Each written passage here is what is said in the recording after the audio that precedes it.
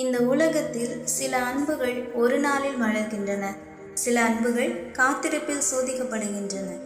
இது ஒரு கணவன் மனைவியின் கதை மட்டுமல்ல, இது ஒரு வாக்குத்தத்தத்தை சேர்ந்து நம்பிய இரு இதயங்களின் கதை. தேவன் ஆபிரகாமை அழைத்த போது அவர் எங்கே போகிறார் என்று கூட தெரியவில்லை. ஆனால் அந்த பயணத்தில் ஒருவர் அவரோடு நடந்தார். அவள் சாரா.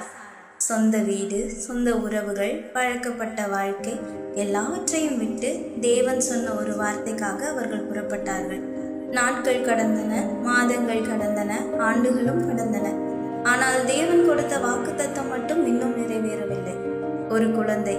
அவர்கள் இதயத்தின் ஆழமான ஜெபம்.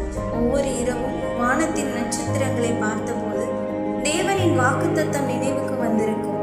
ஆனால் அவர்களின் கூடாரம் மட்டும் இன்னும் அமைதியாகவே இருந்தது.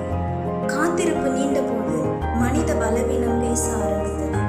சந்தேகங்கள் வந்தன, கண்ணீர் வந்தது, தவறுகளும் நடந்தன. ஆனால் தேவன் தம்முடைய வாக்குத்தத்தத்தை மறக்கவில்லை. ஒரு நாள் மீண்டும் தேவன் பேசினார்.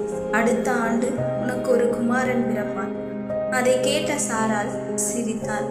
அது மகிழ்ச்சியின் சிரிப்பு இல்லை, இது எப்படி சாத்தியம் என்ற சிரிப்பு. ஆனால் தேவனுக்கு அசாத்தியமானது ஒன்றுமில்லை.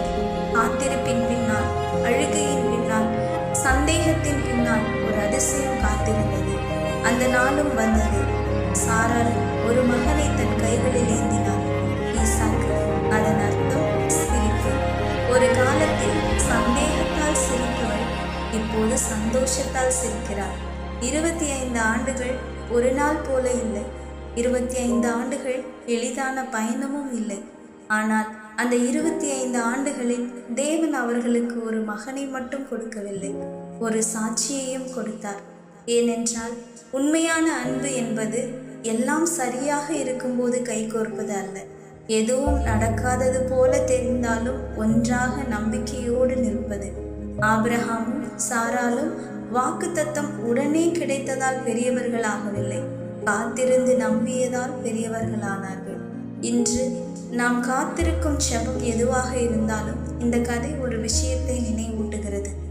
தேவன் தாமதப்படுத்தலாம், ஆனால் அவர் மறப்பதில்லை. Bible love stories. அன்பின் ஆரம்பம் தேவனின் இதயத்திலிருந்து.